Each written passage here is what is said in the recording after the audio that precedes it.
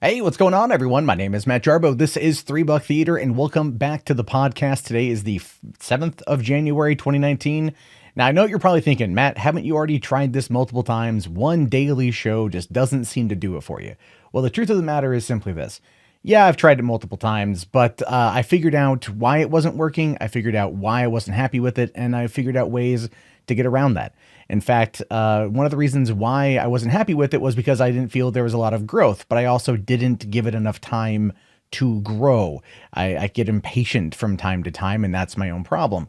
But over the course of the past few weeks, I've thought long and hard about how I want to approach Three Buck Theater, where I want it to go, how I want it to build, and how I want it to expand. And a lot of that has to do with covering different types of content, whether that's through reviews over on Three Buck Reviews, breakdowns of movies and television shows, or other things here on the channel, more op-ed pieces that aren't straight generic news pieces, and other things like that. And I feel that the last thing I want to do is overload your sub box with 4 or 5 videos a day, because let's be fair, I've done that before, and people have complained about it. So for the general type of news, it will clearly be held here on the podcast. And to make it up to you guys, this is also what we're going to be doing daily voicemail responses, not just once a week, because I haven't been doing that as well as I'd like, but daily. I can do a couple of them. I got 4 lined up for today, which will be at the end of the program, and you guys can hear if you were one of the selected few. There were too many for me to get to, and so that is going to be an issue as time goes on, but at the same time, I do listen to every voicemail, even though I may not always be able to respond to it. You guys can still go and find me on Discord, which is linked below in the video description, and you can then ask your questions there. So there are always multiple ways to get in contact with me if that's what you want to do, and I do hope you want to, because what I want to do for 2019 is really grow out Three Buck Theater. Movies are not only my life, they're my passion, and I want to share that with you. And being able to do that in a way that best works for me and gives you guys good content is everything I want out of this entire job that I have, this career that I have. And so I thank you from the bottom of my heart for paying attention. So we're going to be doing Monday to Friday in the afternoon, probably around 3 to 4 p.m.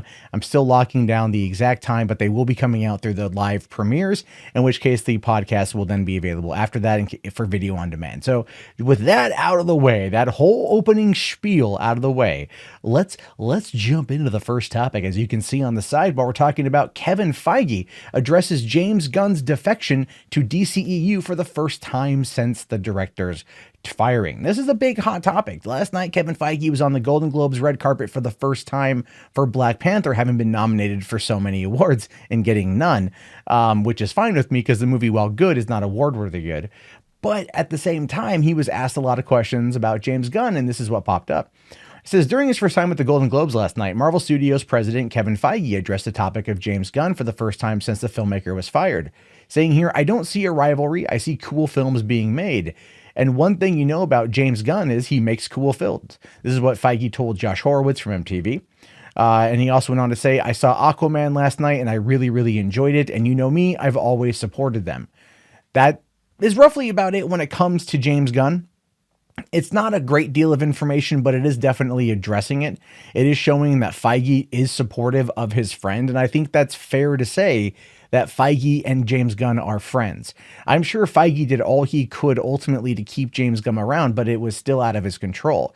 Bob Iger, who I think will definitely come to regret that entire decision, is definitely going to be feeling it. Alan Horn will probably be the one who ultimately takes the blame if it ever does come up as being something that's on the negative. I know Bob Iger was like the buck stops with me, but let's be realistic on this front. That's probably not going to happen. He's the CEO of the company. It's lip service, if anything, but the way I view it's like this. James Gunn was done dirty. I think more and more people are seeing that as being true, and I think that is going to have a negative impact on Captain Marvel. I've talked about this before, and I will continue to talk about this. Marvel fans have a long memory. They have a very long memory. And the fact that Guardians 3, which is set to come out about, a little over a year and some change from where we are right now, that has been pushed back indefinitely, is definitely an issue. But he does go on to say here that he does address Guardians 3. He says Guardians Volume 3 will happen when, where, how, for a later time. And I have a theory about that. I have a theory when it comes to that particular quote right there. I think that they're going to wait for a while. If James Gunn does direct Suicide Squad 2, I think that's going to happen, and then they might bring him back into the fold.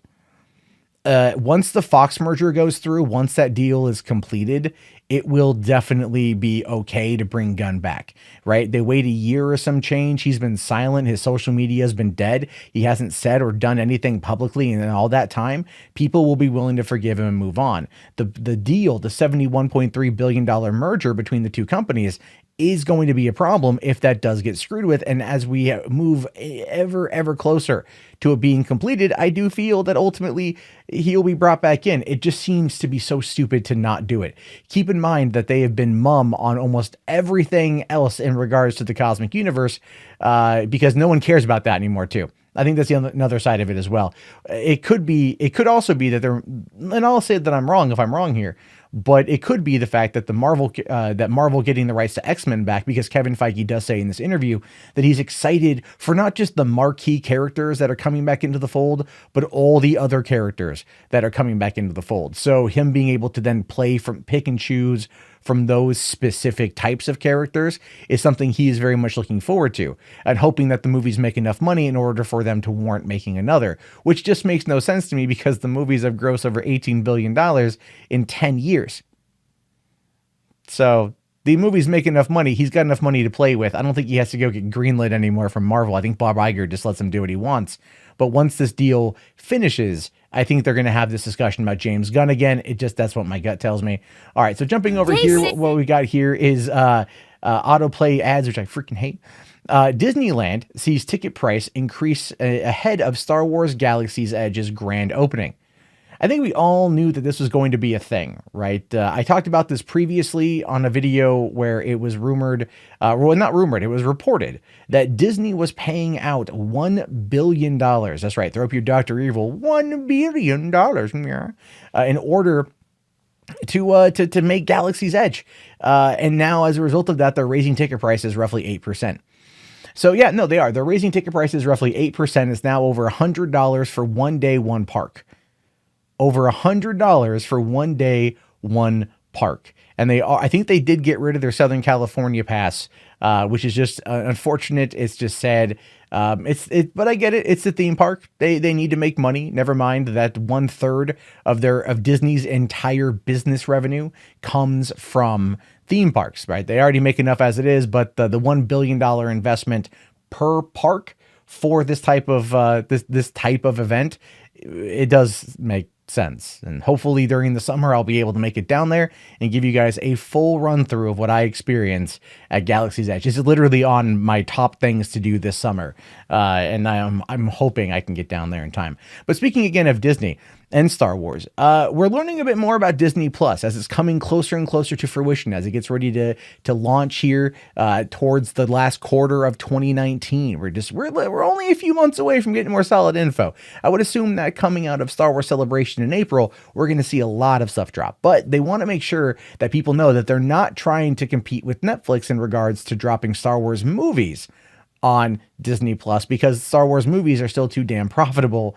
to not release in theaters, at least for right now. It says here, Disney CEO Bob Iger says that Disney Plus isn't going to be making any big budget original Star Wars movies. Many were expecting the new streaming platform to get into the business of making original movies from the franchise to compete with Netflix, but Iger says that isn't the case, and for obvious reasons. Disney Plus will make its debut at the end of the year and will have The Mandalorian, which is this big budget live action Star Wars series is currently filming. And keep in mind, what you have here is The Mandalorian is rumored at $10 million an episode for a budget over 10 episodes. So that's $100 million, right? Game of Thrones, and I've mentioned this before, Game of Thrones is $60 million per season. It's $6 million an episode. So this is going to put out more than freaking Game of Thrones. So this is your big budget TV stuff. And I think Disney's banking on that as being bigger than anything else. But he does talk about this. He says, we're looking to invest significantly in television series on a per episode business. And we're looking to make movies that are higher budget, but nothing like that. We wouldn't make a Star Wars movie for this platform. When everyone goes out on the weekend and you have a movie that opens up to 200 million, there's a buzz that creates that enhanced value. We like that. And eventually the movies we're making are going to end up on the service. So yeah, basically it's just going, hey, listen, you can go see it in its opening weekend. It's going to gross a couple hundred million, maybe cross the $1 billion mark, go from there. And then it will make its way to the streaming service, because DVD sales are down.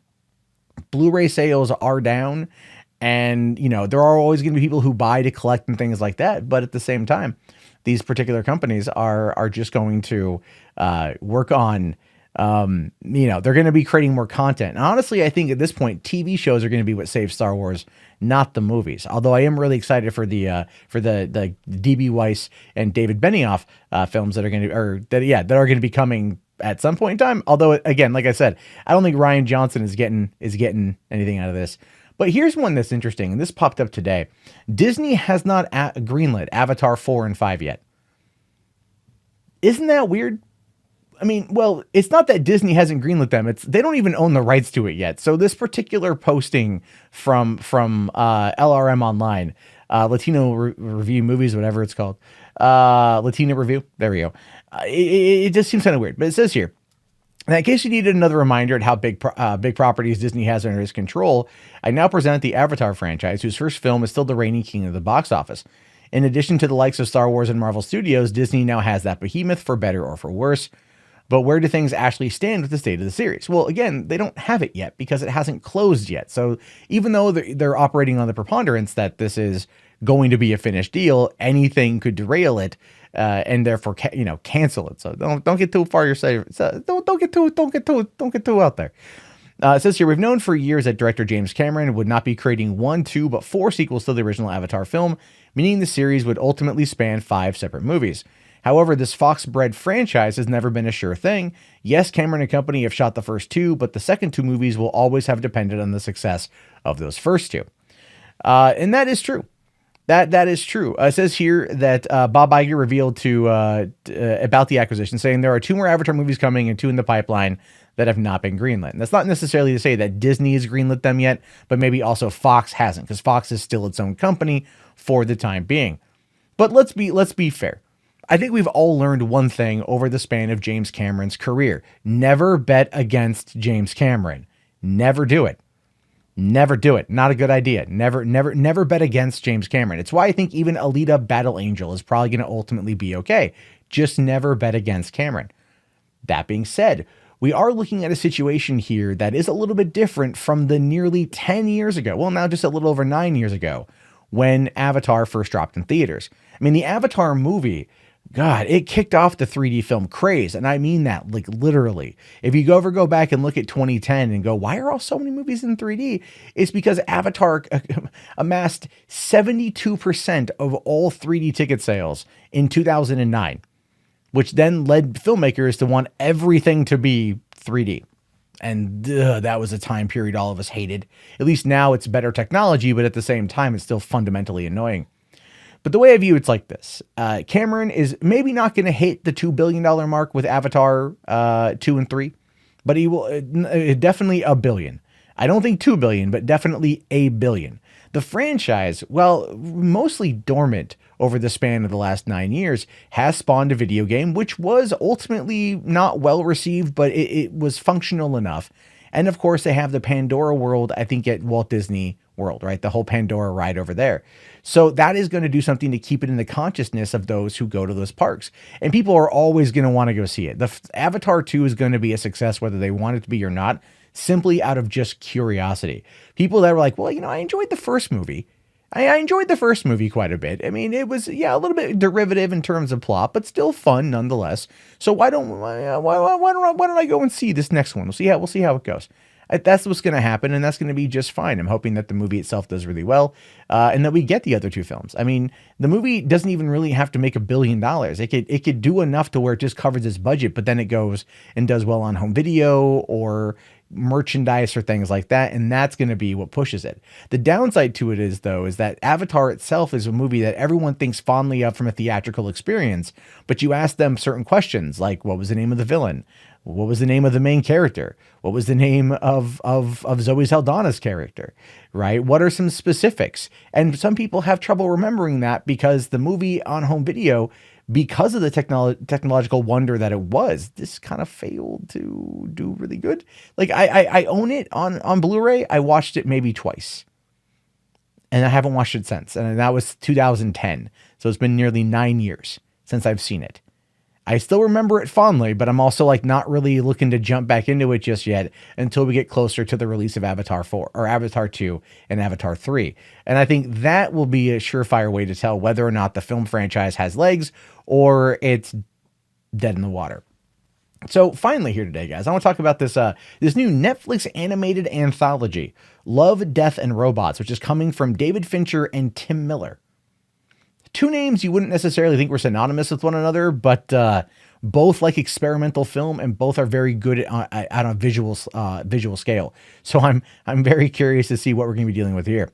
So it says David Fincher and Tim Miller aren't exactly the names they associate with one another, but both filmmakers are now involved with the upcoming Netflix animated anthology, Love, Death, and Robots. The series will feature a variety of genres, with 5 to 15-minute episodes presented in 2D animation, photoreal CGI, and more.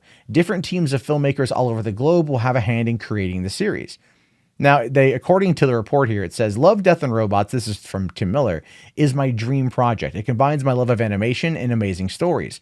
Midnight movies, comics, books, and magazines of fantasy fiction have inspired me for decades, but they were relegated to the fringe culture of geeks and nerds of which I was a part. I'm so fucking excited that the creative landscape has finally changed enough for adult-themed animation become a larger part of the cultural conversation. And that is true. I mean, let's be realistic here. Deadpool kind of made R-rated superhero movies a possibility. It did. It changed the conversation as to what could be said, what could go through, and what people were interested in. And if you just look at some of these images here, like this one right here, I mean, just it's crazy how good it looks. I mean, these are just different variations of animation style, from hand-drawn to CG to what looks like the bottom right one almost appears to be like a very dark take on a Pixar. Although the guy killing himself at the stock market crashing is clearly something that is reminiscent of way back in the Depression era days. You got this one here where it looks like, I mean, like a Halo type thing. If I'm equating this kind of stuff to video games here, you got the top left one is Halo. The top right one looks like a Big Daddy mixed with the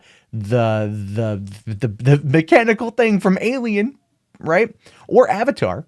There's apparently robot boobs in the bottom right, which it looks a lot like Alita Battle Angel, kind of. Again, I had to blur out the boobs, so I'm sorry. And then what we have here is a werewolf eating something. It looks freaking amazing. You've got the top right one is clearly Hitler and some boobs. I blurred out the boobs. Whatever the hell in the top left one is, the bottom right one looks like it could be some kind of space exploration video game thing. And then the bottom right one is going to be some kind of military shooter. And these, I just based on these screenshots, I'm very curious to see what's going to happen here. And again, what this kind of reminds me of, just in general, essentially, is kind of like Animatrix, or Halo Legends, or Batman Gotham Knight. Any of those anthology type DVDs or Blu-rays that really kind of had different filmmakers come in and tackle different subject matter, at least regarding one specific type of property. The thing I like about these particular screenshots is none of them scream anime to me. And thank you for that, Tim Miller. Thank you. Look, you can like anime and I have no problem with that, but Batman Gotham Knight was completely bogged down by just shit anime that took me entirely out of the story. Halo Legends was a very similar problem, right? It was a very similar problem. Just, oh my God, there's a reason why they didn't make any more of those past 2008 for Gotham Knight and 2010 for Halo Legends, and why we don't hear much about anthology style DVDs being released anymore because of that. And that's kind of how I view this whole thing right here. It just looks pretty freaking amazing. So looking at everything we've seen today, there's a lot of good things still coming down the pipeline. I'm not a huge fan though of Disney and raising the rates for Star Wars Galaxy Edge, but I'm not going to be able to do much about that, unfortunately. But at the same time, we are going to be getting a lot more Star Wars content coming to Disney Plus, even though it's going to be in the form of a TV show. And guess what? If it's a big budget, TV show, it might look as good ultimately as what we see in the movies. And it could be a better story. And I think at this point, this is what Star Wars fans wants. And so I do leave it to you guys what your thoughts or your opinions are with all this. Definitely let me know in the comments, and then you can always call in to our voicemail line at 818-350-3281. That's 818-350-3281. And I wanted to bring up our voicemail line. This is the part in the show where I definitely hear from you guys and what you guys have to say. So what we have here is just a selection of a couple of these voicemails, and let's just jump into it. All right, so I've got a really good question. My name is Jackson, by the way. I love the show. Anyway, what do you think is going to be the next Disney Star Wars movie released after Episode 9, since everything's kind of in limbo? You got the Rian Johnson trilogy that was in talks, like you said. We got the Game of Thrones dudes series of movies, and we've got, the Boba Fett movie that was canceled. Everything seems to be in limbo. What do you think is going to be the first Star Wars movie project to be released after Episode 9? Okay, so that's a good question. Thank you very much for calling in. I think that the first one we're going to see is probably the Game of Thrones. Guys, I think we're going to see that one because Game of Thrones is wrapping up. April is only a couple months away. There's only 6 episodes, and then it's done. Meaning that probably by the beginning of middle February, beginning of March, it's going to be done, locked in a can. It's completed, which means then David DB Weiss and David Benioff go on the marketing tour for season 6 or season 8, and then it's done. And that's it. It airs, it's over, and they get right to work on Star Wars. And I think that Bob Iger is going to fast track that anthology series or that particular series of films. I think the Rian Johnson series is gone. I think it's dead. I don't think it's coming back. I think he moved on to working on Knives Out, which is the movie that he's shooting right now, simply because nobody wanted it. And they know that nobody wanted it, which is why you haven't heard about it since then. They may not have canceled it, but they definitely came very close. They definitely have done a lot to it that it's gone. As the best way to describe it is it's gone. So I think we're going to get the Game of Thrones guys doing their stuff, announcing a new series of films, hopefully set in the Old Republic. Or it could be whatever does really well in regards to The Mandalorian. They could do that as a movie as well. I don't think they will because they definitely want to keep that on the small screen.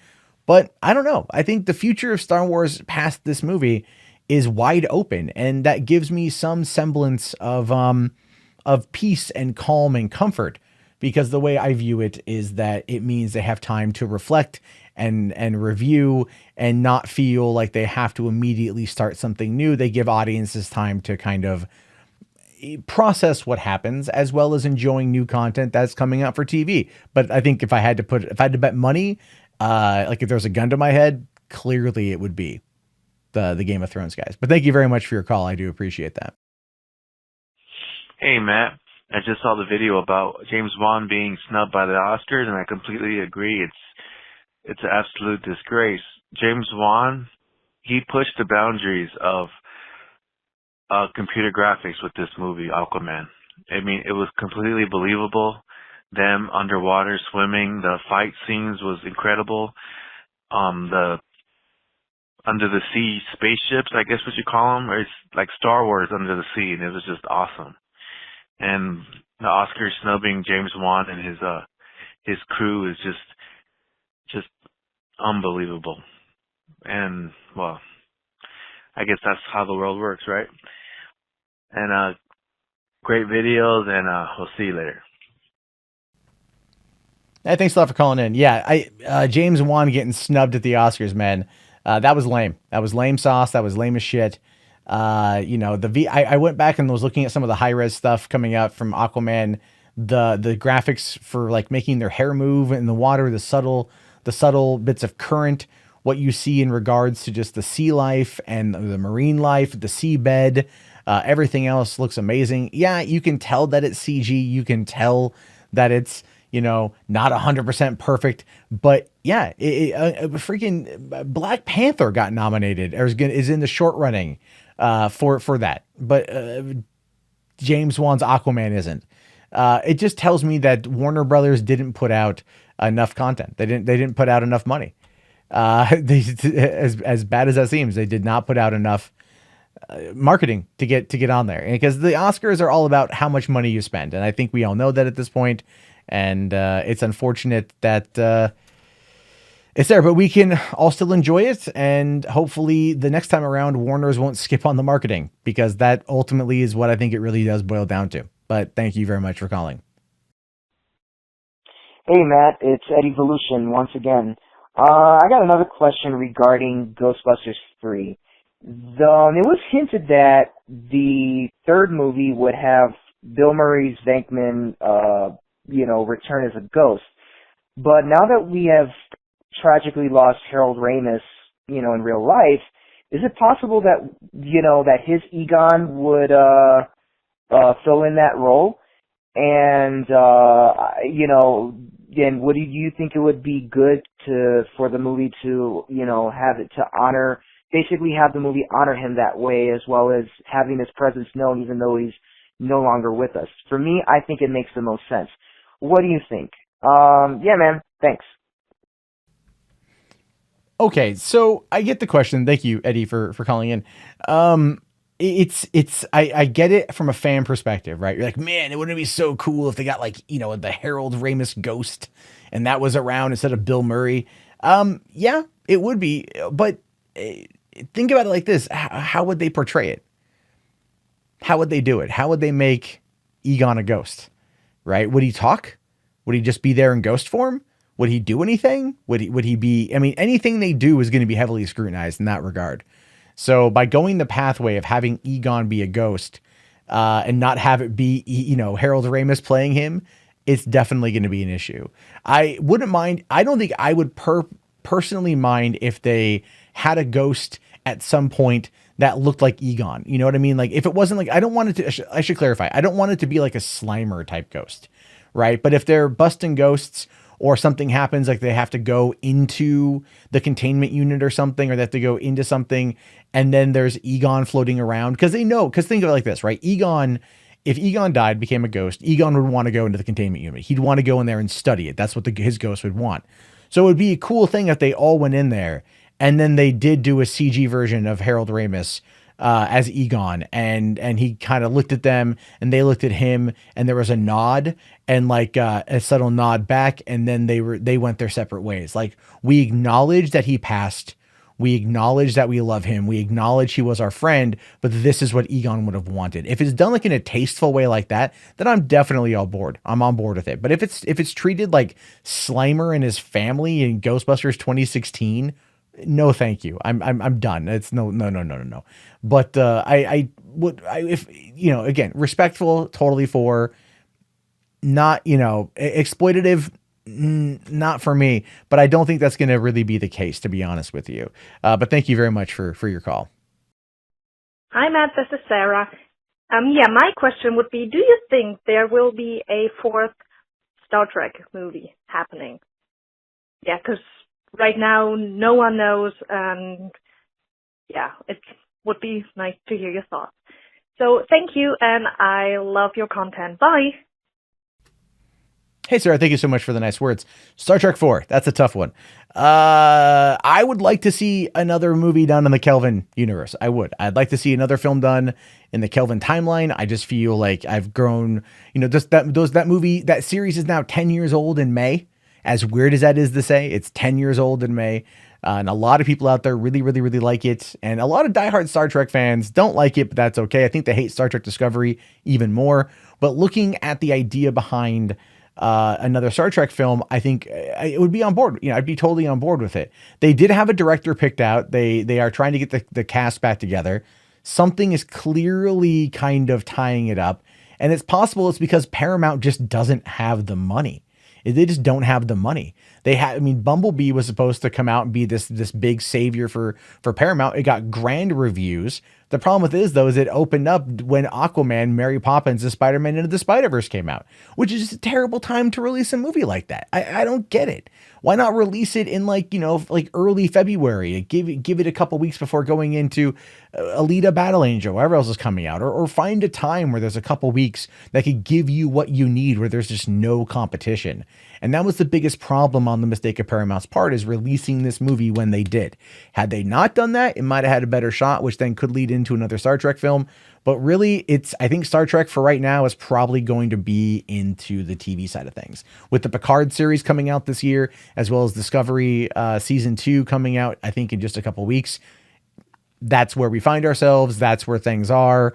And unfortunately, I just don't really see it happening, which is sad because I'd like to see it happen. I'd like to get one more movie out of it. I would. I love the 3 that have come out. I'm thankful that the 3 exist. I would like to get one more, if anything, just to kind of close it out. But I just don't really see that happening. Unfortunately. So, all right, guys. That actually wraps up today's episode of the show. So if you want to call in, you can do so at 818-350-3281, 818-350-3281. I do look forward to your calls. Thank you to everyone who called today. If you have any story submissions, you can always hit me up in my Discord. Again, link is going to be in the video description. I'm pretty much always kind of lurking around there. And I'll see you guys tomorrow on the show. Have yourself a great day, and peace out.